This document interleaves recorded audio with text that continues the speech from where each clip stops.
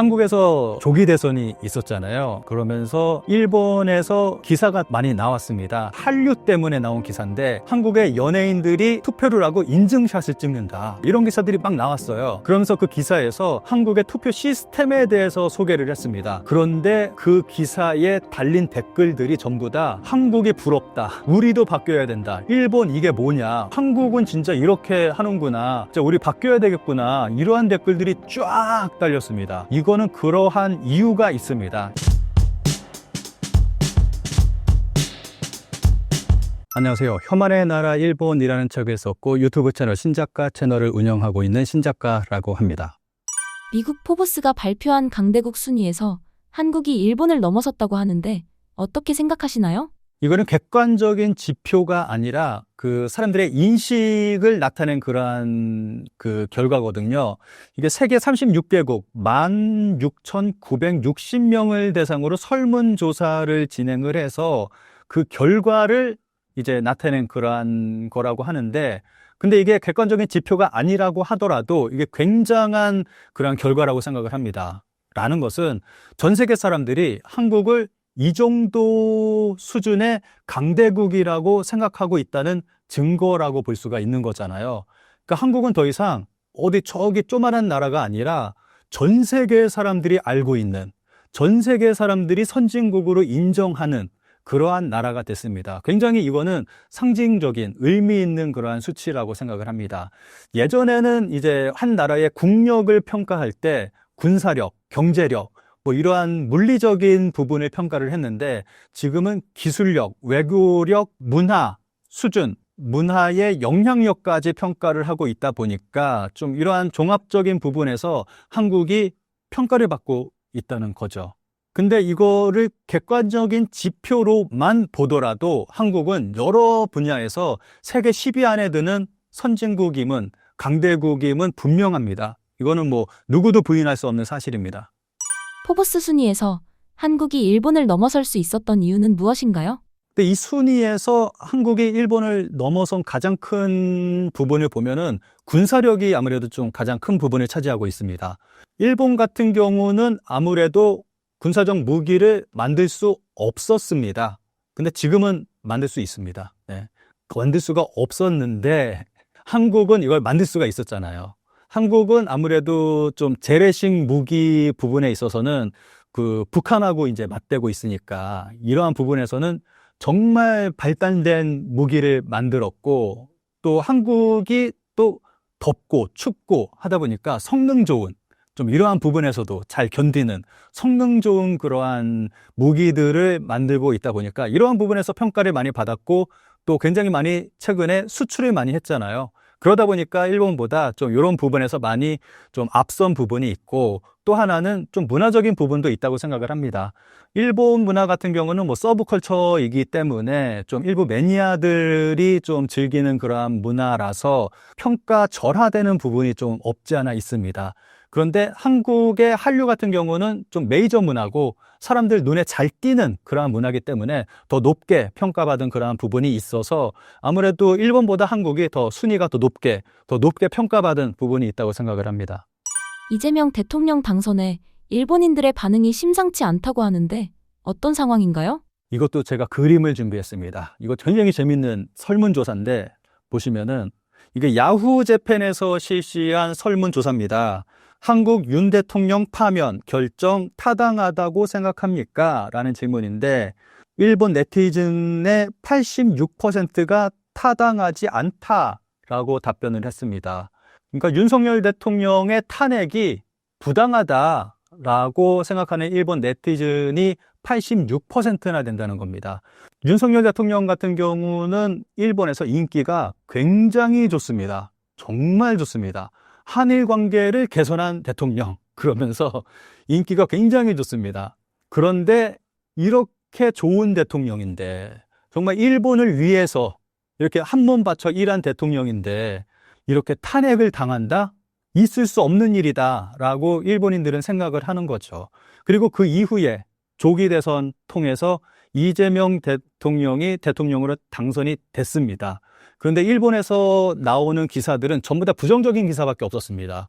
그 기사들을 보면은 이제 다시 문재인 시대로 되돌아갈 거다. 한국은 다시 반일 국가가 된다. 역사적인 부분에서 일본의 발목을 붙잡게 될 거다. 뭐 이러한 기사들이 쏟아져 나왔습니다. 뭐 이러한 부분을 봤을 때 아무래도 윤석열 전 대통령하고 이재명 지금 현 대통령하고 꽤 비교되는 그러한 모습이죠. 그래서 좀 이재명 대통령에 대해서는 일본이 좀 우려하는 부분이 굉장히 큽니다. 또 하나는 일부에서는 좀 긍정적인, 우리한테는 긍정적인 좀 그러한 보도도 나오는 게 있는데, 이시바 총리가 자민당이기는 하지만 자민당에서도 소수파에 속하고, 그리고 굉장히 진보적인 그러한 성향을 가진 그러한 사람입니다. 그래서 이시바 총리가 예전에 뭐 한 얘기를 들어보면은 뭐 일본 전쟁 범죄에 대해서 사과를 해야 된다, 뭐 이러한 이야기도 했고 해서 일본의 그 언론에서는 이러한 보도도 나오고 있습니다. 지금 이재명 대통령하고 이시바 총리하고 케미가 잘 맞는다. 그래서 한일 관계가 잘 개선이 되면서 돌아가게 될 거다라고 하는 이야기도 나오고 있고, 또 이러한 한일 관계의 좀 껄끄러운 부분, 역사적인 문제, 뭐 이러한 것도 해결될 수 있다라고 이야기를 하고 있습니다. 그래서 일본에서는 이러한 부분을 우려하고 있어요. 이게 우리 입장에서 보면은 잘 해결된 거지만 일본 입장에서 보면은 해결을 하면 안 되는 거잖아요, 이게. 일본 입장에서는 인정할 수 없는 거고, 일본에서는 야, 이거 우리가 한 일 아니야, 없었던 일이야 라고 지금 고집을 피우고 있는데, 이걸 인정하고 해결하면 안 되는 거니까 이러한 부분에서 일본에서는 좀 걱정하는 부분도 있습니다. 한국의 선진화된 민주주의를 일본인들이 부러워한다고 하는데요.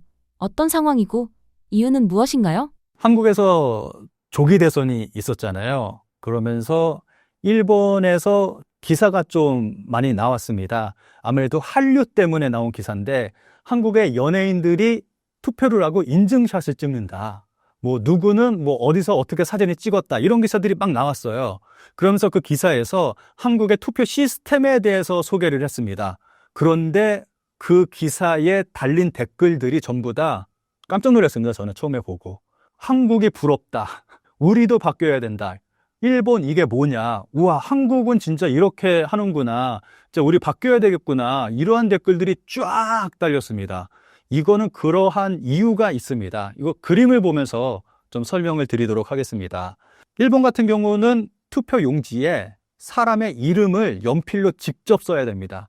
도장을 찍는 게 아닙니다. 연필로 이름을 직접 써야 됩니다. 다음 그림 보시면은 이렇게 이름을 쓰면 무효가 된다라면서 보여주는 샘플인데, 후보 이름을 쓰고 자기 이름을 쓴다거나 아니면 뭐 어떤 특정 기호를 쓴다거나 아니면 누구누구 씨 뭐 이렇게 쓴다거나 뭐 정말 좋아해, 힘내라 이런 쓸데없는 문구를 쓰면 무효가 된다라면서 샘플로 만들어 놓은 그러한 겁니다. 그런데 다음 그림 보시면은, 그런데 형, 동생, 부인, 선생, 귀하, 뭐 심지어는 미스, 미스터 뭐 이런 거 쓰는 거는 유효라고 합니다. 뭐 이거는 이랬다 저랬다, 뭐 코에 걸면 코걸이, 귀에 걸면 귀걸이, 뭐 이런 식인 것 같아요. 좀 굉장히 이상한 그러한 투표 시스템을 가지고 있는 거죠. 그래서 일본 같은 경우는 선거철만 되면 이렇게 쓰면 무효가 된다, 주의해라, 이렇게 써야지 유효다, 뭐 좀 이렇게 설명하는 것들이 항상 선거철만 되면 나옵니다. 그리고 선거철만 되면은 좀 뭔가 좀 이상한 게 쓰여진 그러한 표를 이걸 어디까지 유효표로 인정을 해야 되냐, 이러한 논란도 항상 있습니다.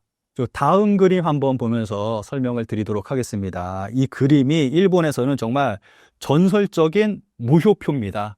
이게 사람 이름 밑에 선이 좀 뭔가 이상하게 하나 찍 그어져 있잖아요. 이게 무효표 판정을 받아가지고 이걸 소송까지 돼가지고 대법원까지 갔습니다. 대법원까지 올라갔는데 결국에는 무효 판정을 받았습니다. 이렇게 일본의 투표 시스템이 너무 비효율적이고 어떻게 보면은 좀 이상하잖아요. 그렇다 보니까 이제 한국은 그냥 도장만 찍으면 된다라는 것을 보고, 이제 한국의 연예인들이 뭐 그런 것들 소개하다가 한국의 투표 시스템은 이렇다라는 소개를 보고 일본인들이 깜짝 놀란 거죠. 한국처럼 우리도 바뀌어야 된다. 이게 뭐냐? 이게 민주주의 국가냐? 뭐 좀 이러한 이야기가 많이 나왔습니다. 한미일의 관세 협상 상황을 간단히 비교해 주신다면요? 근데 이 부분은 제가 생각할 때는 뭐 한국이나 일본이나 크게 다르지 않다고 생각을 합니다. 미국이 일본이나 한국이나 내건 조건은 뭐 거의 비슷한 상태고 뭐 그러한 부분에서 크게 다르지는 않다고 생각합니다. 그런데 한 가지 좀 생각해 볼 만한 부분이 있다면은 트럼프가 쌀을 가지고 일본을 협박을 했습니다. 지금 일본이 쌀 부족 현상에 시달리고 있잖아요. 근데 이건 식량 주권의 문제입니다. 그런데 일본이 이 식량이 부족해지다 보니까 이 식량 주권을 가지고 외국이 이걸 가지고 협박을 하는 일까지 벌어진 겁니다. 근데 이거는 진짜 커다란 문제가 되는 거죠. 식량 주권을 지키지 못한다면 이런 일까지 벌어질 수 있다라는 거를 우리가 정말 피부로 느낄 수 있는 그러한 부분이라고 생각을 합니다. 그래서 뭐 저는 개인적으로 이 관세 협상을 보면서 식량 주권이 정말 중요하구나라는 걸 좀 느꼈습니다. 한국의 압도적인 패배 상태인 일본의 방위 산업은 어떤 수준인가요? 지금 일본은 한국을 굉장히 많이 부러워하고 있습니다. 우리가 무기를 많이 팔았잖아요. 뭐 폴란드나 뭐 이런 데 많이 팔고 좀 인기가 좋으니까 일본에서는 이것 때문에 굉장히 부러워합니다. 이 기사가 처음에 나왔을 때 일본에서는 난리가 났습니다, 진짜. 우리도 이거 무기 팔아야 된다. 우리도 이거 무기 개발에 힘써야 되고 이거를 이제 팔아야 된다. 이 시대가 변했다. 그러면서 일본에서 정말 한국 부러워하면서 크게 기사가 되고 좀 이슈가 됐었습니다. 그래서 일본은 지금 이러한 부분을 한국을 굉장히 크게 부러워하고 있습니다. 그런데 일본 같은 경우는 아무래도 그 평화헌법도 있고 하다 보니까 무기를 만들 수가 없었습니다. 그런데 일본 같은 경우는 2023년에 방위장비 3원칙을 개정을 했습니다. 그래서 무기를 만들어서 해외에 수출을 할 수 있는 길을 열었습니다. 2023년부터. 그래서 일본이 이때부터 이제 본격적으로 우리도 무기를 만들어서 팔아야 된다라면서 계획을 세우기 시작을 했고, 마침 그 해에 필리핀에 일본이 처음으로 이제 군사 장비를 수출을 한 게 필리핀에 레이더를 수출을 했습니다. 그리고 그 이후에 미국의 패트리어트 미사일을 또 수출을 했고, 이거는 아무래도 미국 기술로 일본에서 만든 거를 다시 미국으로 수출을 한 거긴 하지만 또 이러한 수출도 하기도 했었고, 그래서 지금 일본에서는 이러한 무기를 수출하기 위해서 꽤 노력하고 있는 그러한 부분이 있습니다. 근데 아무래도 일본 같은 경우는 지금까지 무기 개발을 해오지 않은 상태였고, 좀 일본 무기가 좋지 않다고 평가 내려져 있고 좀 소문이 나 있으니까 좀 아무래도 일본 무기 같은 경우는 품질은 떨어지고 가격은 굉장히 비싸고 좀 이렇게 알려져 있거든요. 아무래도 그래서 좀 일본 무기 판매는 그렇게 원활하게 이루어지지는 않을 거라는 생각도 듭니다. 그리고 또 좀 마지막으로 말씀을 드린다면은 일본이 전쟁을 할 수 없다 뭐 이렇게 생각하시는 분들도 계시는데, 전쟁을 할 수 있는 국가가 됐습니다. 일본 같은 경우는 이제 적기지 공격 능력이라고 해서 적국이라고 생각하는 국가가 일본을 타격할 수 있는 어떤 준비를 하면은 일본이 먼저 선제 타격할 수 있다. 뭐 이러한 그게 있는데 이게 점점 수정이 됐어요, 이 법이. 그러면서 현재는 일본 주변국이 공격을 받을 수 있는 상태라면 일본이 먼저 선제 타격할 수 있다, 공격할 수 있다. 이거는 일본이 이제 전쟁을 일으킬 수도 있다, 뭐 이거잖아요. 이제 일본은 무기도 팔 수 있고 이제 전쟁도 할 수 있고 뭐 그러한 국가가 완전히 돼버렸습니다. 뭐 평화헌법 같은 경우는, 헌법 구조 같은 경우는 남아있는 거는 이제 그 자위대의 군대, 이제 헌법에 군대를 집어넣느냐 뭐 이것만 남아있는 것 같습니다. 그래서 이제 평화헌법만 고치게 된다면 일본은 전쟁을 완벽하게 수행할 수 있는 나라가 되는 건데, 지금 현재로서도 일본은 완전히 전쟁을 할 수 있는 그러한 나라가 됐습니다. 좀 이러한 부분은 이제 한국이 지켜봐야 되는 거고 좀 유의를 해야 되는 그러한 부분이죠. 일본의 쿨재팬 사업은 무엇이며 어떤 상황인가요? 쿨재팬은 아무래도 이제 한류 따라하기라고 보면은 됩니다. 한류가 굉장히 잘 나가니까 그게 굉장히 좀 부러웠던 모양이에요, 일본 정부가. 그래서 일본 주도 하에 시작한 국책 사업입니다. 이게 2013년도에 일본이 본격적으로 쿨재팬을 시작을 했거든요. 정말 어마어마한 금액을 투자를 해서 일본 문화를 세계에 알리겠다라는 취지로 시작을 했습니다. 그러니까 근본적으로 본다면 한류 따라하기, 한국이 부러우니까 한국처럼 우리도 좀 해보자라는 취지에서 일본 정부가 나서서 일본 정부가 돈을 대서 그렇게 시작을 한 거죠. 근데 이거는 제가 좀 데이터를 보면서 말씀을 드릴게요. 어느 정도의 돈이 투자가 됐고, 그리고 어느 정도의 손실을 봤는지, 이 결과를 먼저 말씀드린다면은 쿨재팬은 쫄딱 망했거든요.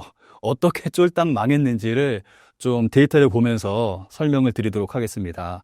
쿨재팬은 일본 정부 주도하에 지금까지 56개의 안건에 대해서 총 1,309억 엔, 하나로 약 1조 3천억 원을 투자를 했습니다. 그런데 대부분 실패하고 말았습니다. 쫄딱 망한 거죠. 최초의 쿨재팬은 일본 문화를 알린다는 취지로 시작을 했는데, 근데 이게 시간이 지날수록 점점 변질됐습니다. 이게 어떻게 됐냐 하면은 지금은 음식, 관광, 제조, 유통, 심지어는 후쿠시마 홍보까지 여기에 들어갔습니다. 쿨재팬인데 왜 후쿠시마 홍보를 여기에 넣는지 모르겠어요. 이거는 아무래도 처음에는 일본의 문화를 알리겠다라고 했는데 이게 잘 안 되다 보니까 이것저것 다 손을 대고, 그리고 이 사람 저 사람 다 들어와서 정부의 눈먼 돈을 빼먹기 위해서 이렇게 엉망진창이 됐다고 생각을 합니다. 쿨재팬 같은 경우는 정말 그 비리의 온상입니다. 제대로 된 그러한 사업을 펼치기 위해서 이 사업을 펼치는 게 아니라 여기저기서 돈을 빼먹기 위해서 좀 그러한 조직이 되고 말았습니다. 이거는 일본의 디지털청하고 좀 비슷하다고 생각이 되거든요. 일본 디지털청도 IT화 하겠다라면서 이제 디지털청이라는 걸 만들었는데 비리의 온상, 제대로 하고 있는 건 아무것도 없고 마이너머 카드 하나 만들어 놓고 그걸로 정말 엉뚱한 사업만 벌이고 세금만 축내고 있고, 지금 쿨재팬도 똑같은 상황. 정말 어마어마한 돈, 지금 말씀드렸듯이 정말 큰 돈을 투자를 했는데 다 쫄딱 망했습니다. 심지어는 말레이시아 쪽에 백화점까지, 일본 백화점까지 투자를 해가지고 그 일본 백화점에 세웠는데 그 백화점이 망했어요. 그래서 다른 사람으로 주인이 바뀌었습니다. 일본 소유가 아니에요. 이름만 그게 이세탄 백화점인가? 그런데 주인이 다른 나라 사람이 주인이 됐습니다. 일본 게 아니에요. 좀 이런 식으로 운영이 엉망진창으로 되고 있습니다. 그래서 쿨재팬의 누적 적자를 말씀을 드리면은 309억 엔, 하나로 약 한 3천억 원 정도 적자를 내고 말았습니다. 좀 그림을 보면서 좀 말씀을 드리도록 하겠습니다. 제가 기사를 좀 준비를 했는데, 쿨재팬 재기동, 정부 5년 만에 개정 20조엔 규모로. 쿨재팬이 쫄딱 망했잖아요. 그런데 2024년 일본 정부가 쿨재팬을 다시 재정비해서 시작을 하겠다라고 발표를 했습니다. 그런데 여기에 구체적인 계획은 없어서 지금 일본 네티즌들이 굉장히 불안해하고 있습니다. 이것도 눈먼 돈 그냥 날아가는 거 아니냐, 쫄딱 망하는 거 아니냐, 그런 얘기가 나오고 있습니다. 근데 일본 정부가 이 계획을 다시 발표한 이유가 코로나 이후에 일본의 만화 애니메이션이 좀 굉장히 전 세계적으로 좀 인기를 끌기 시작을 했습니다. 애니메이션이나 만화 같은 경우는 매니아들이 많이 보는 그러한 분야잖아요. 서브컬처. 그래서 좀 오타쿠 문화, 좀 이렇게 이야기를 하는데, 코로나 이후에 OTT라던가 이런 것들이 좀 전 세계적으로 보급이 되면서 일본의 애니메이션도 이제 일반인들도 많이 보게 됐다. 그래서 이제 쿨재팬의 계획을 좀 재정비해서 이제 다시 시작할 필요가 있다. 라면서 2024년 작년에 일본 정부가 새롭게 이렇게 발표를 했습니다. 근데 이게 좀 불안불안한 게, 일본 정부가 예전에 일본의 애니메이션을 세계화시킨다 라면서 그 위성 방송 업체와 손을 잡고 위성 방송을 시작을 했습니다. 그런데 넷플릭스한테 밀려가지고 이 사업이 쫄딱 망하고 말았습니다. 그런 일이 있었거든요. 그런데 이번에도 또 이렇게 일을 벌이겠다고 하니까 불안할 수밖에 없는 거죠. 일본의 대기업들이 일본 문화산업에 참여한 이유와 어떤 영향을 주고 있나요? 이것도 제가 기사를 좀 준비했습니다. 기사를 보면서 말씀을 드리도록 하겠습니다. 좀 기사 제목을 보시면 황당합니다. 토요타가 일본 음악업계의 글로벌화 지원 프로젝트의 시동, 일본 음악이 세계를 드라이브한다, 해외 판매 거점 활용도. 토요타가 어느 날 갑자기 느닷없이 최근에 일본 음악을 세계에 진출하게끔 하겠다. 그것에 이제 토요타가 중심이 돼서 도움을 주겠다. 뭐 이러한 그 발표를 했거든요. 그 내용을 좀 살펴보면은 토요타 아키오 회장이 일본의 엔터테인먼트가 좀 더 세계에 인정받기 위해서 뭔가 도움을 드리면 좋겠다고 생각합니다. 이렇게 얘기를 했습니다.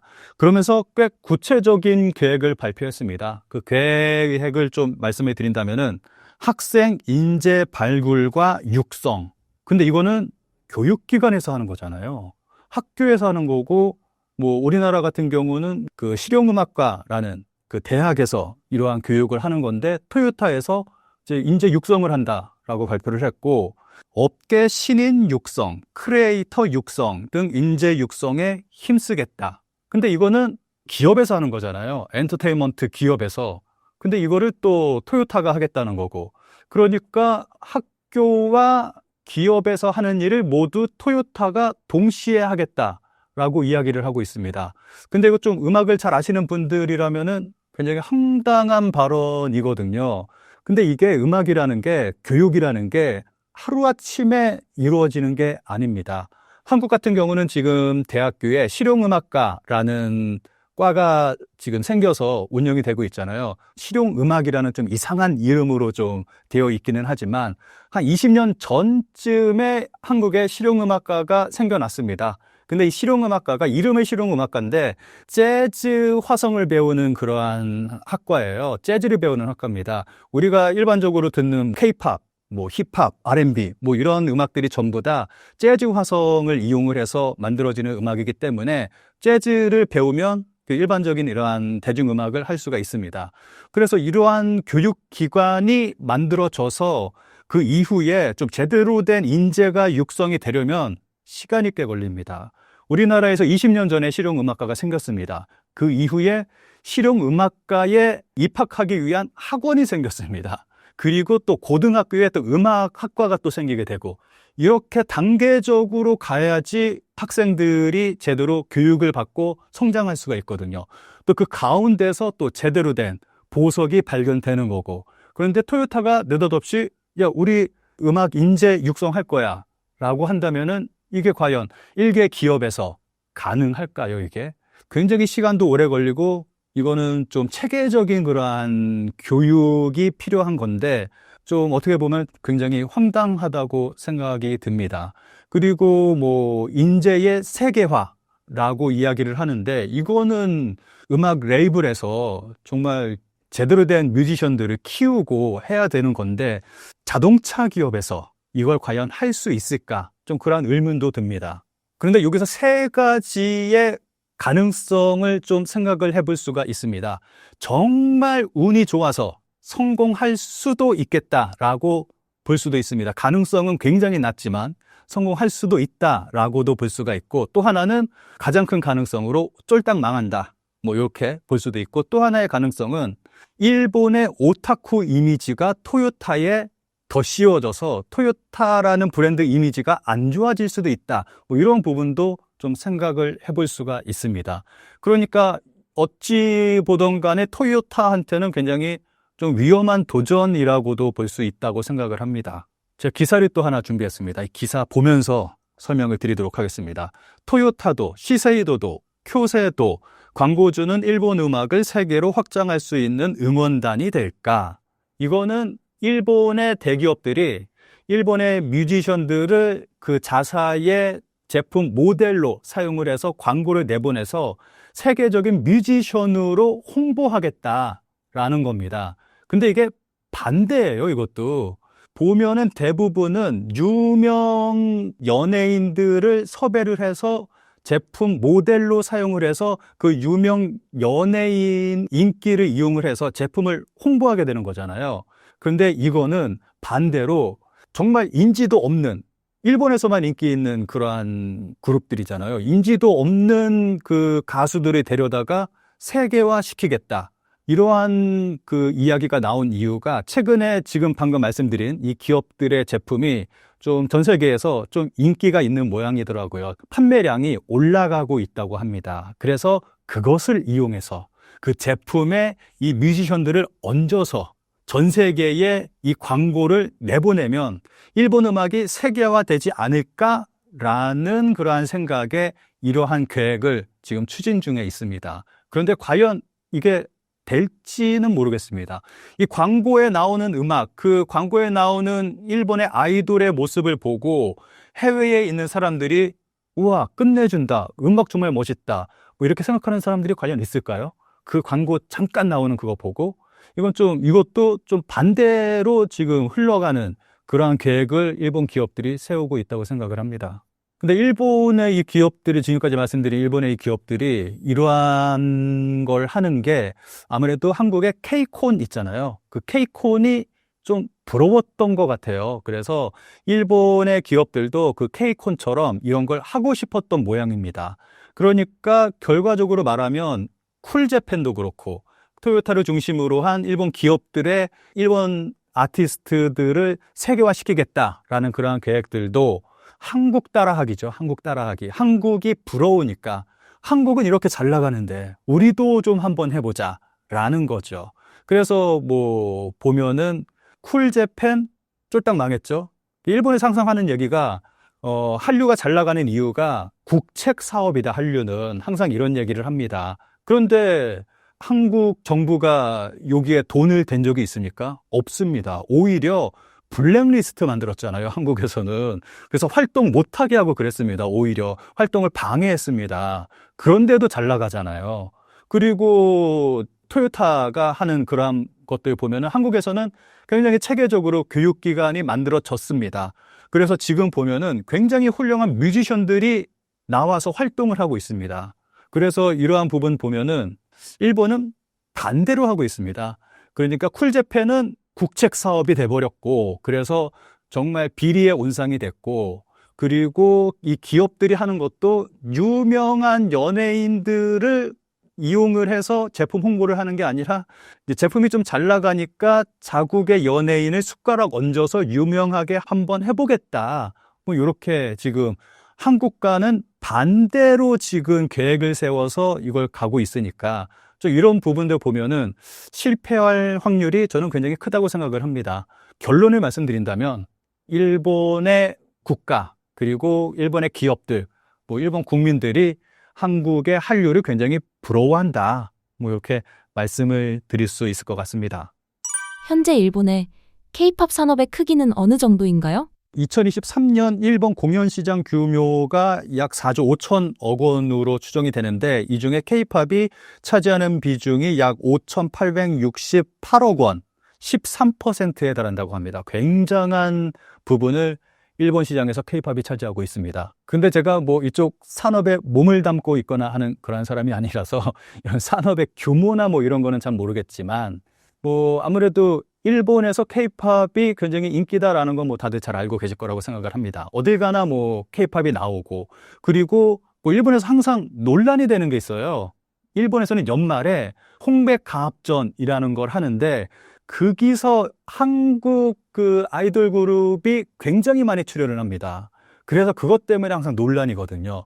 야, 이거 일본의 방송이다. 일본 연말에 우리가 즐기려고 하는 건데 왜 이렇게 한류 가수들이 많이 출연을 하냐 라면서 항상 매년마다 논란이 되고 있습니다.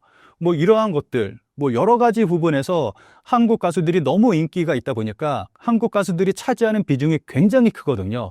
그것 때문에 항상 일본에서는 논란이 되고 있습니다. 그만큼 일본에서 K-팝이 차지하는 비중이 굉장히 크고 인기가 좋다는 걸 알 수가 있는 거죠. 그리고 또 한국의 문화가 K-팝만이 아니라 한국의 문화가 최근에는 좀 다방면에서 일본에서 크게 좀 번지고 있거든요. 저는 일본에 가면은 항상 서점에 들립니다. 그런데 서점에 가면은 정말 놀라운 책들을 발견을 하게 됩니다. 일본 서점에서 제가 좀 놀랬던 게 최근에는 일본 사람들이 한류가 굉장히 좀 번지다 보니까 한국 역사에도 관심을 갖는 사람들이 꽤 많습니다. 어떠한 책까지 나왔냐 하면은 한국 역사 드라마를 통해서 배우는 한국의 역사, 그러니까 사극을 통해서 배우는 한국의 역사, 이러한 책도 있습니다. 사극이 있잖아요. 사극을 연대별로 정리를 해서 그 사극에 나오는 주인공을 중심으로 한국의 역사를 설명한 그러한 책들도 있습니다. 그 정도로 일본 사람들이 한국에 관심을 많이 갖고 있는 거죠. 그리고 최근에는 한국의 문학 작품들 꽤 인기가 좋습니다. 예전 같은 경우는 한국의 연예인들 소개하는 그런 잡지들, 한류 잡지, 그러한 것들이 중심이 됐는데, 최근에는 한국의 문학 작품들, 일본에서 굉장히 인기리에 좀 서점에 가면 굉장히 많이 팔리고 있고, 그리고 작년 같은 경우는 한강 작가가 노벨상을 받았잖아요. 제가 일본 시부야에 굉장히 커다란 서점에 갔는데, 당시에 한강 작가의 코너가 만들어졌더라고요. 굉장히 크게 한강 작가 책만 따로 모아놔서 한강 작가의 코너가 만들어졌습니다. 그 정도로 일본에서는 한국의 문학 작품들도 지금 꽤 크게 인기를 끌고 있습니다. 그리고 한강 작가 노벨상 이후로 그러한 일본인들의 한국 문학에 대한 관심이 더 높아지고 있는 그러한 상황에 있고요. 일본이 한국의 문화 사업을 따라올 수 없는 이유는 무엇일까요? 근데 이거는 따로 분류해서 생각해 볼 부분이 있습니다. 문화라고 해서 전체적인 문화를 이야기를 하면 안 되고 대중문화라고 좀 따로 생각을 해봐야 될 것 같습니다. 일본 같은 경우는 제가 볼 때는 문화 강국이라고도 말할 수가 있거든요. 제가 자타가 공연하는 재즈 매니아입니다. 그래서 저는 재즈만 거의 중심으로 좀 음악을 듣고 있거든요. 근데 일본이 세계적으로 유명한 재즈 뮤지션들이 굉장히 많습니다. 재즈 강국이에요, 일본이. 게다가 재즈 앨범 판매가 가장 많이 되는 곳이 일본입니다. 미국이 아니라 일본인들이 재즈를 가장 많이 들어요. 그렇다 보니까 재즈를 연주하는 사람들도 많고 세계적인 재즈 뮤지션도 많이 일본에서 탄생이 되는 거죠. 좀 이런 것들 보면은 일본도 무시할 수 없는 그러한 나라입니다. 그런데 이건 따로 생각해 놓고 봐야 될 게 대중문화 쪽에서만 본다면은 한국이 월등하게 우위에 있죠. 대중음악, 영화, 드라마 이런 쪽은 아무래도 한국이 일본과 굉장히 크게 차이가 나는 높은 수준의 위치에 있습니다. 근데 이 차이가 나는 이유는 저도 여러 가지 생각을 해봤는데 최근에는 그 드라마를 만들 때 한국 드라마하고 일본 드라마하고 제작 비용이 한 10배 정도 차이가 난다고 합니다. 아무래도 한국의 그 드라마 제작 수준이 그만큼 올라갔고 대자본이 투자가 되고 하면서 양질의 좋은 작품이 만들어지는 거죠. 그러면서 점점 좀 이 격차가 좀 벌어지는 건 아닌가 하는 생각이 들고, 음악 같은 경우는 제가 일을 할 때 일본 라디오를 들으면서 좀 일을 하거든요. 듣다 보면은 좀 예전 90년대쯤으로 생각되는 그러한 음악이 들려요. 그거 들으면서 옛날에 예전 일본 음악 참 진짜 잘 만들었는데 음악 괜찮네 그러면서 듣다 보면 나중에 누구누구가 최근에 발표한 무슨 곡이었습니다 라고 곡 소개를 하는 거예요. 그러니까 이게 90년대 음악이 아니라 최근에 만들어진 곡이에요. 그만큼 일본 음악 보면은 정말 황당한 음악들이 많이 있습니다.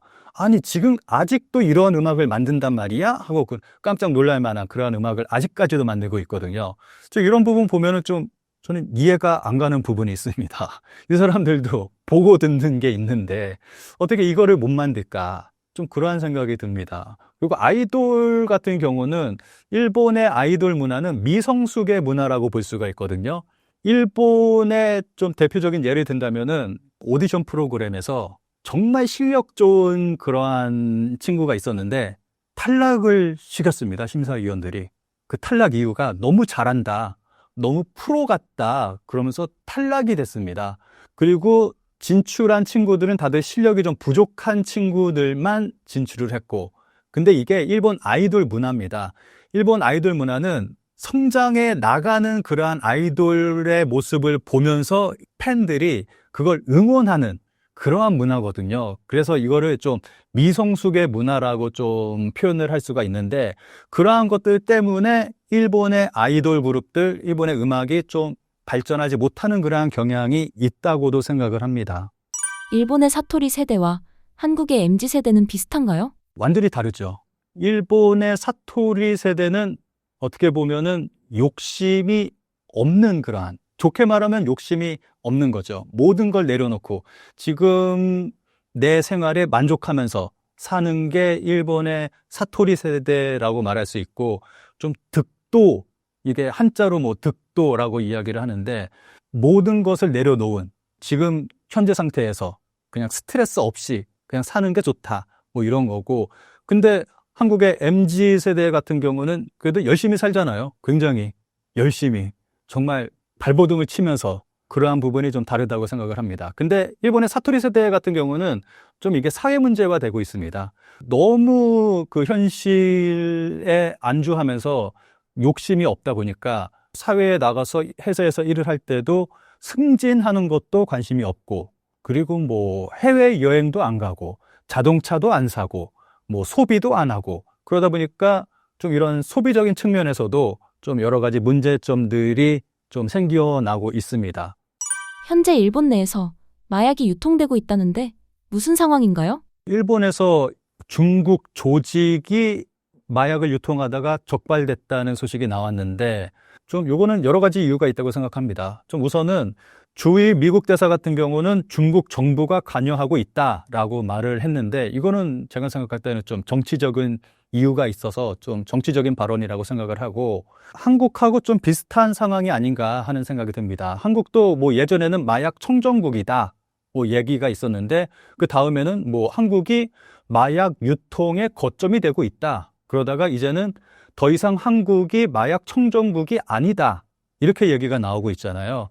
그래서 일본도 좀 그렇게 가고 있는 분위기가 아닌가 하는 그런 생각이 듭니다.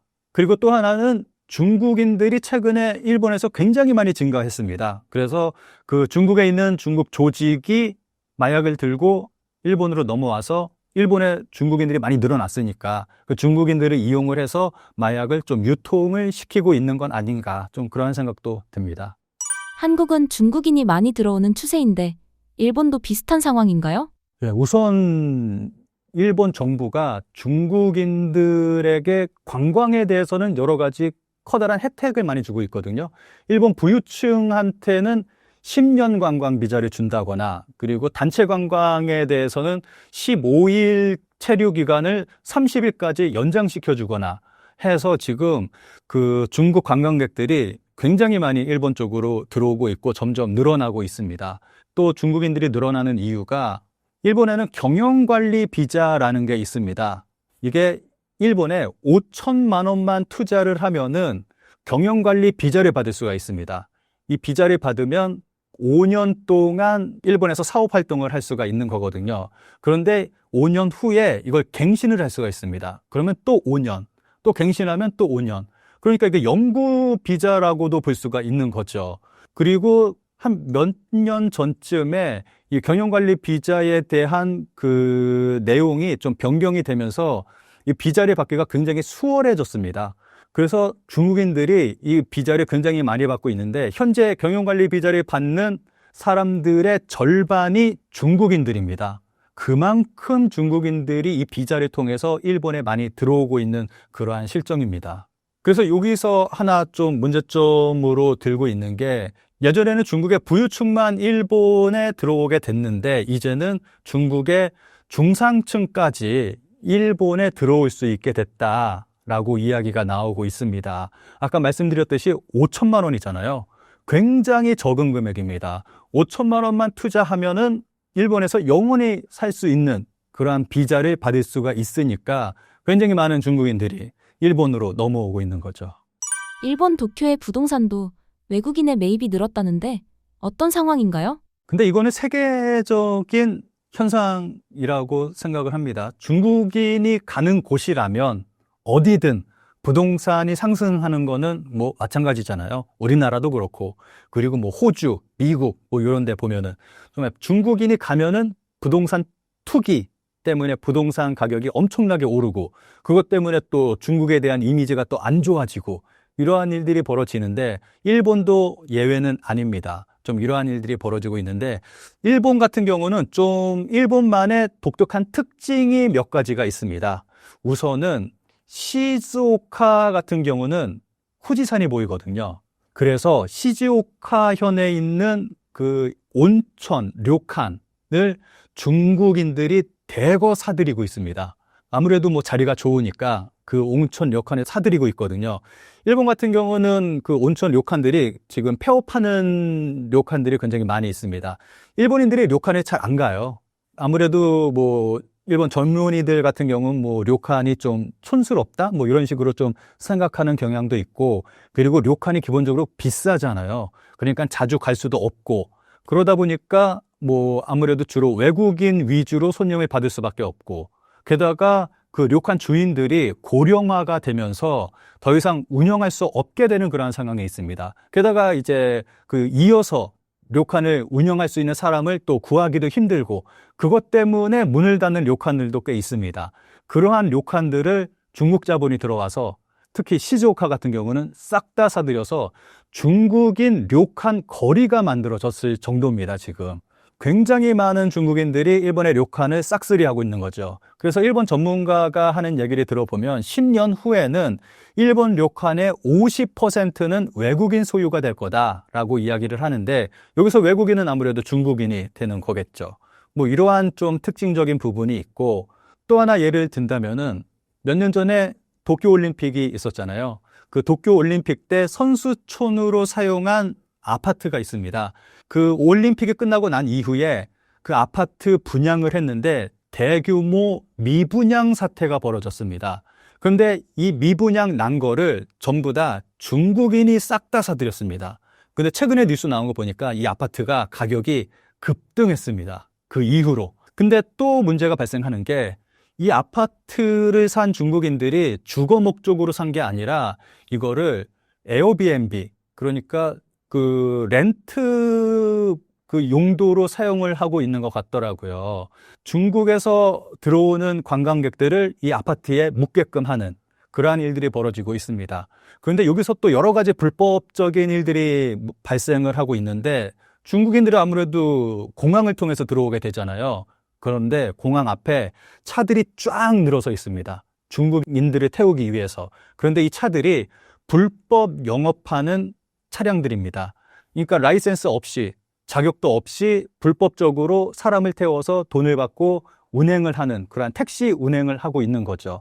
그래서 불법적으로 중국인들을 태우고 이제 숙소로 와서 불법적으로 그 숙소에 사람을 묵게 하는 거고, 그리고 여기서 또 소비가 이루어지는데, 중국인들이 이제 시내에 나가서 뭐 놀게 되잖아요. 그렇다 보니까 중국인들만을 위한 풍속점, 일본어로는 풍속점이라고 하는데 여성들이 있고 남성이 금옥적으로 가는 그러한 가게들이죠.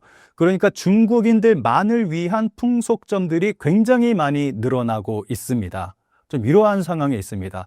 그리고 또 여기서 재밌는 게, 예전에는 이러한 풍속점에서 일하는 사람들이 베트남, 태국, 필리핀 뭐 이러한 나라 쪽 여성들이 많이 있었는데, 최근에는 일본 여성들이 또 여기서 일하는 경우가 많이 늘어나고 있다고 합니다. 그래서 일본에서 나오고 있는 그 우려의 목소리가, 이렇게 많이 중국인들이 오고 중국 전용 풍속점이 생길 정도라면은 일본에서는 지금 매독이 굉장히 크게 넓게 유행하고 있거든요. 그런데 중국인들 통해서 이 매독이 더 넓게 크게 유행할 수 있다, 이러한 얘기가 나오고 있고, 그리고 중국에서는 좀 에이즈가 크게 유행하고 있는데 에이즈가 일본에 들어와서 또 일본에서도 유행할 수 있다, 이러한 우려의 목소리도 있습니다. 외국인의 부동산 매입과 관련돼서 일본 정부는 어떤 대책을 세우고 있나요? 최근 일본에 참의원 선거가 있었습니다. 그런데 이 선거에서 참정당이라는 새로운 정당이 출연을 해서 좀 외국인에 대한 정책을 바꿔야 된다라면서 외국인 배제 정책이라고 좀 여러 가지 정책을 내놨습니다. 이것 때문에 일본에서 좀 크게 그 논란이 있었거든요. 그래서 참정당에 대해서 외국인 배제 정당, 외국인 차별 정당이다, 뭐 이러한 말들이 많이 나왔습니다. 그럼에도 불구하고 꽤 일본 국민들에게 이러한 정책들이 어필이 돼서 지금 정권이 잡고 있는 자민당을 지지하는 사람들까지 이 참정당으로 넘어가는 일까지 벌어졌습니다. 그래서 발등에 불이 떨어진 자민당 정부가 좀 이런 외국인들에 대한 정책을 급하게 내놨습니다. 이거는 일본 뉴스 화면을 좀 보면서 제가 말씀을 드릴게요. 자민당이 최근에 내놓은 외국인에 대한 정책을 살펴보면 출입국 재류 관리의 적정화, 외국인의 사회보험료 미납 방지, 외국인에 의한 토지 취득을 포함한 국토의 적절한 이용 관리, 뭐 이렇게 좀 급조된 정책이긴 하지만 좀 외국인 정책, 부동산 정책까지 이렇게 내놓았습니다. 근데 여기에 대해서 좀 더 구체적인 그러한 내용은 없다 보니까 아무래도 선거 이후에 좀 자민당 정부가 이걸 어떻게 할지는 뭐 아직까지는 모르는 일이죠. 현재 일본의 경제 상황은 어떤가요? 일본 경제는 한마디로 말한다면 굉장히 안 좋은 상태죠. 근데 이게 양극화가 굉장히 심화되고 있습니다. 우선 기업을 본다면은 대기업들은 돈을 굉장히 많이 벌고 있습니다. 엔저 때문에. 아베가 실시한 아베노믹스 그 효과가 지금까지 이어지고 있는데 엔저가 이어지고 있다 보니까 아무래도 대기업은 그 수출하는 물량들이 많아지고 또 돈은 많이 벌고 뭐 그렇게 되는 거죠. 그런데 중소기업 같은 경우는 지금 굉장히 힘든 상황에 있습니다. 수입 물품이 비싸지니까 그 비싼 물건을 받아서 물건을 만들어서 팔아야 되니까 물건 값은 비싸지고 그러다 보니까 문을 닫는 중소기업은 또 많아지고 또 이런 일이 벌어지고 있습니다. 그런데 대기업이 돈을 많이 번다고 해서 그 돈이 일본 국민들한테 또 가는 건 또 아닙니다. 일본에서 나오는 문제 제기가 대기업들이 공장을 전부 다 뭐 동남아시아나 외국에 세우고 있다. 그래서 물건을 아무리 팔아도 그 돈이 일본으로 들어오는 게 아니다. 뭐 이러한 얘기도 있고 그리고 대기업이 돈을 또 풀지도 않고 계속 가지고 있으니까 일본에서도 그 낙수 효과 이런 거 계속 얘기를 했거든요. 아베 그 전 총리 시절부터 낙수 효과에 대해서. 그런데 낙수 효과는 전혀 효과가 없다는 게 증명이 됐잖아요. 그래서 일본에서도 지금 대기업만 돈을 벌고 그 돈이 일반 시민한테는 가지 않는 그러한 일이 벌어지고 있습니다. 그리고 일반 시민 같은 경우는 또 이제 돈이 많은 사람은 계속 돈을 많이 벌고 없는 사람은 또 계속 없이 살고 뭐 이러한 전체적인 상황을 보면은 한국하고 뭐 크게 다르지 않은 것 같습니다. 제가 최근에 제 일본인 지인을 통해서 들은 재미있는 얘기가 있는데 쿠마모토에 그 대만의 TSMC가 공장을 세웠습니다. 근데 이게 공장을 세운 게 일본 정부가 정말 어마어마한 세금을 들여가지고 그 공장을 유치한 거예요. 근데 이게 처음에 공장 유치할 때부터 말이 많았던 게 첨단 공정도 아니고 한참 지난 세대의 반도체 공정으로 반도체를 만들기 때문에 일본 반도체 발전에 전혀 도움이 되지 않는다. 뭐 이러한 얘기가 나왔었거든요. 근데 어쨌거나 공장이 세워졌고 지금 가동에 들어갔습니다. 그런데 여기서 그 TSMC 쿠마모토 공장의 그 급식실에서 일을 하는 사람들이 받는 시급이 2,000엔이라고 합니다. 한국 돈으로 2만 원. 그래서 인기가 굉장히 좋다고 합니다. 그래서 그 급식실에 취직하기 위해서 그 경쟁률이 몇백 대 1이 될 정도라고 합니다. 그러니까 뭐 일본 경제가 안 좋고 하다 보니까 지금 TSMC에 들어가면은 굉장히 큰 돈을 받을 수 있다. 급식실에서 이거 음식 만드는 걸로 이렇게 큰 돈을 받는다 하니까 그쪽으로 사람들이 많이 몰리고 또 그런 일도 벌어지고 있는 거죠. 이거는 뭐 하나의 재미있는 예로 좀 한번 들어봤습니다. 물가가 저렴하다고 알려진 일본의 요즘 물가는 어떤가요? 근데 일본의 물가가 저렴하다 뭐 이렇게 생각하시는 분들이 많이 계시는 것 같은데 물가 전혀 저렴하지 않습니다. 우리가 관광을 가더라도 정말 잘 생각해보면 세심하게 계산을 해보면 절대로 저렴하지 않습니다.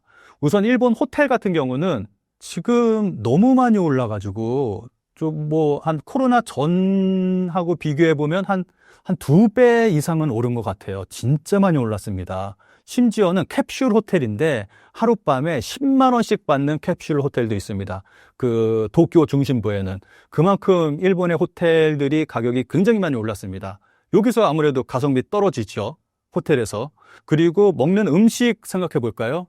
일본 음식 보면은 양이 그렇게 많지가 않습니다. 한국보다 일본 밥값이 싸다고는 하는데 양이 적어요. 그러니까 이게 뭐 싸다고 생각하지는 않습니다. 저는 뭐 한국이나 일본이나 가격은 비슷하다고 생각합니다. 일본 굉장히 좀 적은 양으로 그렇게 제공이 되고 하다 보니까 일본에서 밥을 먹고 나면은 좀 항상 좀 시간이 지나면은 좀 배고픔을 느끼게 되거든요, 저는. 그래서 꼭 편의점에서 무언가를 먹게 되고 좀 그래요. 그러니까 일본 밥값도 그렇게 뭐 저렴하다라고는 볼 수가 없다고 생각을 합니다. 그리고 생활 물가로 넘어가면 관광이 아니라 일본에서 만약에 살고 있다라고 한다면 이건 더 심각해집니다. 일본의 생활 물가 굉장히 비쌉니다. 특히 일본 같은 경우는 전부 다 민영화가 돼버렸습니다. 공공사업이. 마지막으로 남아있던 게 수도였는데 수도가 한 2년 전쯤인가 수도까지 민영화돼 버렸습니다. 이거는 굉장히 심각한 거예요. 수도까지 민영화가 돼 버렸다는 건. 그래서 일본의 공공요금은 굉장히 비쌉니다. 뭐 대표적으로 일본의 그 교통요금, 뭐 도쿄나 오사카 지하철 타보면은 굉장히 비싸잖아요. 그리고 이게 민영화가 되다 보니까 난개발이 돼가지고 이 노선들이 엉망진창으로 거미줄처럼 얽혀 있습니다. 한국 지하철은 굉장히 체계적으로 잘 만들어져 있잖아요.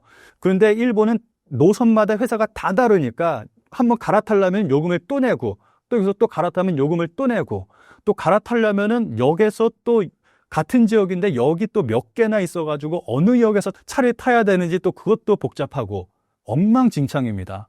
그래서 이러한 기본적인 요금도 굉장히 비싸고 뭐 여러 가지 서비스에 대한 것들도 굉장히 또 비쌉니다. 일본은 자동차 한번 가지고 있으면은 자동차와 관련된 그러한 비용들도 한국에 비해서 굉장히 비쌉니다. 비교할 수 없을 정도로. 그리고 마트에 가서 장을 본다 하더라도 일반적인 공산품이나 가공식품 같은 경우는 뭐 저렴하긴 한데 신선식품 같은 경우는 굉장히 비쌉니다. 뭐 채소, 고기, 과일 이런 것들.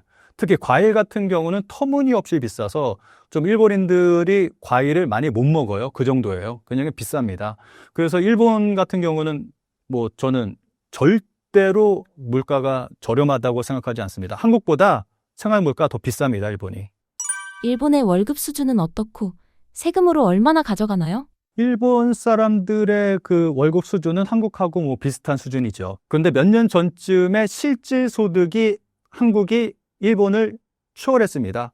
그래서 아무래도 한국 사람이 일본 사람들보다는 그렇게 크게는 아니지만 한국이 일본보다 더 많이 돈을 더 많이 받는 그러한 상황이고 뭐 1인당 GDP도 한국이 일본을 추월을 했고 뭐 그러한 수준이고 그리고 일본 같은 경우는 2024년 실질 임금이 0.5% 감소했습니다.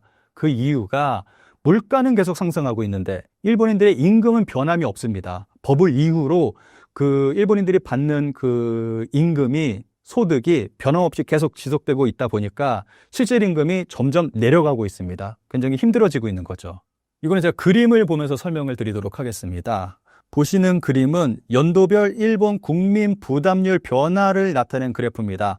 국민 부담률이라는 거는 뭐 간단하게 설명을 드린다면은 자신이 벌어들인 금액에서 나라가 얼마나 뛰어가느냐, 나라에 얼마나 내야 하느냐, 그것을 나타낸다고 생각을 하시면 되는데, 그래프를 보시면은 1975년에 일본인들의 국민 부담률이 25.7%였습니다. 그런데 2025년을 보시면은 46%가 넘을 것으로 예상되고 있습니다. 그런데 그래프 잘 보시면은 한 2년 전쯤에는 48%까지 올라갔습니다. 그러니까 일본의 국민 부담률은 거의 50% 가까이 됩니다. 한국은 2025년 국민 부담률이 한 27% 정도 될 거라고 예상을 하고 있는데 일본이 한국보다 국민 부담률이 거의 2배 가까이 높다고 볼 수가 있는 거죠. 다음 그림 보면서 좀 설명을 드리면 이해가 더 빠르실 거라고 생각을 합니다. 보시는 그림은 1995년과 2025년 세후 수입의 차를 나타낸 표입니다. 연봉 500만 엔, 그러니까 한국 돈으로 한 5천만 원 정도 되는 사람이 건강보험, 연금, 고용보험, 소득세, 주민세를 내고 나면 401만 엔 정도가 남습니다. 그러니까 5천만 원 버는 사람이 이것저것 내고 나면 한 4천만 원 정도 남는다고 볼 수가 있는 거죠. 그런데 1995년하고 비교해 보면은 27만 엔이 줄어든 금액입니다. 270만 원 정도가 줄어들었습니다. 버는 돈은 똑같은데 예전에 비해서 270만 원이 쓸 수 있는 돈이 더 줄어들었습니다. 그러니까 일본 국민들의 세금 부담률이 그만큼 더 커졌다는 것을 알 수가 있습니다. 그래서 일본하고 한국하고 비교를 해본다면 만약에 일본인과 한국인이 똑같이 100만 원씩 번다라고 했을 때 한국인이 100만 원을 번다면은 뭐 이것저것 떼고 나면은 70만 원을 사용할 수 있다라고 한다면 일본인은 이것저것 떼고 나면 50만 원밖에 사용을 할 수가 없습니다. 그런데 실질적으로 한국인들이 버는 돈이 더 많잖아요. 그러니까 한국인이 더 많이 벌고 더 여유롭게 생활을 하는 거죠. 그리고 일본인은 한국인보다 돈을 더 적게 벌고 또 이것저것 뛰어가는 돈은 더 많고 또 물가도 비싸고 그러다 보니까 사용할 수 있는 돈은 더 적고 더 힘들게 사는 거죠, 일본인들이. 현재 일본의 쌀 부족 상황은 어떤가요? 지금은 좀 점점 안정화돼 가고 있습니다. 펑클색자라는 별명을 가진 코이즈미가 농수장 장관이 되면서 굉장히 적극적이고 굉장히 빠르게 그 정책을 실현을 했거든요. 그래서 비축미, 뭐 한국어로 말한다면은 정부미라고 할 수 있죠. 그 비축미도 굉장히 저렴하게 빠르게 좀 풀었고, 그리고 근본적인 이유가 그 농협과 일본 정부와의 어떤 그 유착 관계 좀 이런 것도 좀 있고, 그리고 일본 정부가 펼친 그 농업 정책의 실패도 있습니다. 좀 그러한 것들도 지금 코이즈미 장관이 좀 뜯어 고치고 있습니다. 그래서 이게 좀 오래 갈 거다라고 했는데 아무래도 내년쯤 되면은 일본의 이 쌀 문제도 좀 해결될 거라고 생각을 합니다. 일본이 노숙자 지우기를 하고 있다는 말이 있는데 어떤 상황인가요? 그리고 그림을 보면서 그래프를 보면서 제가 설명을 드리도록 하겠습니다. 보시는 그래프는 일본 전국 노숙자 수 추이를 나타낸 그래프입니다.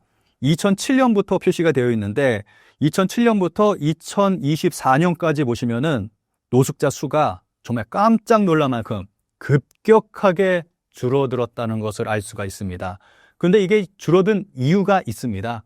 일본에서는 90년대 후반쯤인가부터 그 노숙자를 위한 그 정책을 펼쳤는데, 그러니까 일반인들이 노숙자가 생활할 수 있는 공간을 제공을 하면은 그 보조금을 지급하는 그러한 사업을 실시를 했습니다. 그래서 노숙자를 위한 방들을 만들어 놨어요. 그래서 노숙자를 많이 받으면 많이 받을수록 돈을 많이 벌게 되는 거죠. 그래서 이러한 걸 가지고 일본에서는 빈곤 비즈니스라고 표현을 합니다. 그러니까 돈 없는 사람들을 대상으로 비즈니스를 해서 그 사람들의 돈을 이제 가져간다라고 해서 빈곤 비즈니스라는 말이 생겨났거든요. 근데 이 방이 굉장히 좁고 지저분합니다. 지금 사진으로 좀 보시면 아시겠지만 좀 이런 데서 생활을 하고 있거든요. 그래서 이 노숙자들이 이런 곳에서 생활을 하는데 일본 정부에서는 이러한 곳에 이제 노숙자가 들어가게 되면은 이 사람들은 노숙자로 취급을 하지 않게 됩니다. 그래서 이러한 시설이 늘어나면서부터 일본의 노숙자 수가 굉장히 크게 줄어들었습니다. 그런데 일본 한쪽에서는 이렇게 열악하게 이런 곳에서 생활을 하고 있는데 이 사람들이 과연 노숙자가 아니라고 말할 수가 있느냐, 뭐 그러한 논란도 좀 있습니다. 그래서 일본에서 노숙자가 줄어든 이유는 일본이 펼친 이러한 사업 때문에 데이터를 편성하는 그러한 것 때문에 이렇게 좀 노숙자 수가 데이터 상으로는 많이 줄어든 그런 상황에 있습니다. 현재 일본의 경제 상황으로 인한 범죄율은 어떤 상태인가요? 최근에 일본에서는 범죄율이 굉장히 많이 증가하고 있습니다. 근데 이렇게 말씀을 드리면은 야, 무슨 일본이 남미처럼 이렇게 위험한 상황으로 간 거 아니냐, 뭐 이렇게 생각하시는 분들도 있고, 야, 일본이 뭐가 위험하냐, 뭐 이렇게 뭐 말씀하시는 분들도 계시는데, 근데 뭐 아무래도 데이터상으로 보면은 일본이 범죄율이 증가한 건 사실입니다. 최근에 보면은 빗물 내려가는 또랑 덮는 철로 된 구멍 뚫린 그 뚜껑 있잖아요. 뭐 그런 걸 훔쳐간다거나 아니면 태양열 발전소의 케이블을 끊어서 훔쳐간다거나 그리고 에어컨 실외기를 아예 통째로 뜯어가서 훔쳐간다거나 뭐 이러한 황당한 범죄까지 벌어지고 있습니다. 그리고 또 사회적 문제가 되고 있는 게 아무래도 그 여성들이 하는 범죄 그리고 남성들이 하는 범죄 좀 이렇게 나뉠 수가 있거든요.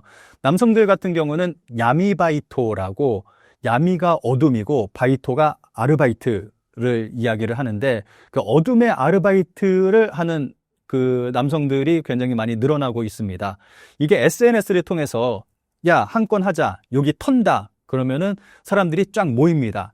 그리고 한 건 하고 싹 흩어지고 그래서 경찰들이 잡기도 힘들고 이러한 야미바이토가 일본에서 굉장히 좀 많이 늘어나고 있어서 사회 문제화 되고 있고 여성들 같은 경우는 거리의 여성이 많이 늘어나고 있습니다. 이건 뭐 다들 잘 아실 거라고 생각을 합니다. 도쿄에 가면은 그 가부키초 쪽에 가면은 여성들이 쫙 줄을 서 있습니다. 다들 핸드폰을 이렇게 보고 있어요. 근데 그 여성들이 전부 다 그 목적으로 서 있는 여성들입니다. 근데 이 여성들이 점점 늘어나고 있어요. 굉장히 많이 늘어나고 있어서 사회적 문제가 되고 있습니다. 그리고 파파카츠라고 영어로 이야기하면 슈가데디라고 말할 수 있고 이제 온라인상에서 남성을 만나서 이제 돈을 받고 하는 건데 이러한 여성들도 꽤 많이 늘어나고 있습니다. 그리고 또 문제가 되는 게 이 여성들이 일본에만 있으면 괜찮은데 해외로까지 진출을 하고 있습니다. 원정 나가는 사람들이 많이 있어서 문제가 되고 있습니다. 주로 나가는 나라가 미국, 캐나다, 호주, 한국, 홍콩 뭐 이런 쪽으로 많이 나가고 있거든요. 그래서 미국 같은 경우는 이제 일본인 여성에 대해서 입국 금지시키는 게 굉장히 크게 늘어나고 있어서 좀 일본에서는 좀 논란이 되고 있습니다. 좀 선량한 그러한 여성들까지도 입국을 금지당하는 그러한 일까지 발생하고 있거든요. 그리고 한국에서는 몇 년 전쯤에 그 일본 여성들이 체포당하는 일이 있었잖아요. 근데 그게 한국에서만 논란이 된 게 아니라 일본에서는 더 크게 논란이 됐습니다. 일본에서 생각하는 지금까지의 한국의 이미지는 그냥 못 사는 나라, 뭐 그렇게 생각을 했는데 오히려 한국 여성들이 일본에 오거나 아니면 일본 남성이 기생관광이라고 해서 한국에 뭐 가서 뭐 놀고 오거나 이러한 일들이 굉장히 많이 있었는데 이제는 반대가 됐잖아요. 일본 여성이 돈을 벌기 위해서 한국에 간다? 이것 때문에 일본 사회가 진짜 발칵 뒤집혔습니다, 진짜. 정말 일본에서는 크게 대대적으로 보도가 된 그러한 사건이었습니다.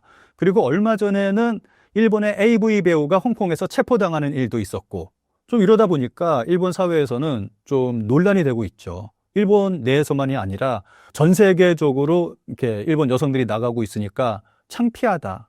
어떻게 일본이 이렇게 됐냐. 동남아 수준으로 일본이 떨어졌다. 뭐 이러한 얘기도 나오고 있고. 그리고 일본 여성들이 태국까지 또 진출을 하고 있다는 얘기를 제가 들었습니다. 제가 구독을 해서 자주 보고 있는 채널이 있는데 방콕에 살고 있는 일본인이 태국에 대한 소식을 전하는 그런 채널이에요. 제가 가끔씩 보는데 얼마 전에 보니까 돈을 벌기 위해서 해외로 나가는 일본 여성 뭐 이런 식의 제목이 달린 영상이 올라와서 제가 궁금해서 봤는데 그 일본 여성들이 태국까지 와서 파파카츠를 한다. 그러한 이야기를 하더라고요. 그러니까 일본인들 또는 돈 있는 외국인들이 있는 곳이라면은 어디든지 뭐 간다는 거죠. 일본 여성들이. 그만큼 일본 사회가 좀 힘들어졌다는 것을 좀 말해준다고 생각을 합니다. 마지막으로 신사임당 구독자분들께 한 말씀 부탁드립니다. 간혹 가다가 뭐 일본에 관심을 가져서 뭐하냐, 우리나라가 더 심각하다 뭐 이렇게 이야기하시는 분들도 계시는데 우리나라는 뭐 잘 해 나가고 있다고 생각을 합니다. 그리고 또 일본에 관심을 가져서 뭐하냐라고 말씀하시는 분들은 우리가 일본에 관심을 가져야지만 다시는 일본한테 당하는 일이 없다고 생각을 합니다. 지금 일본은 아까 말씀드렸듯이 전쟁 가능한 국가가 됐습니다. 그리고 일본 같은 경우는 독도라든지 그리고 역사 문제라든지 항상 한국의 발목을 붙잡고 한국을 괴롭히고 있잖아요, 지금까지. 일본이 하는 주장을 들어보면은 일본은 지금 피해자가 됐습니다. 그리고 한국은 가해자가 됐습니다.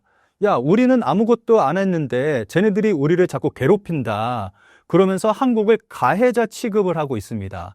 이런 상황에서 우리가 일본에 관심을 갖지 않고 그냥 넘어가게 된다면 진짜로 일본이 원하는 그러한 상황이 벌어질 수도 있습니다. 그렇기 때문에 일본이 어떠한 일을 벌이고 있는지, 일본이 독도에 대해서 어떠한 일을 하고 있는지, 일본이 자신이 저지른 전쟁 범죄에 대해서 어떠한 일을 벌이고 있는지, 뭐 그리고 최근에는 위안부, 소녀상에 대해서도 일본이 굉장히 적극적으로 좀 나서서 그 영향력을 행사하고 있는데 그러한 부분도 있고 하니까 우리가 좀 일본이 어떠한 행동을 하는지는 관심을 갖고 지켜봐야 한다고 생각을 합니다.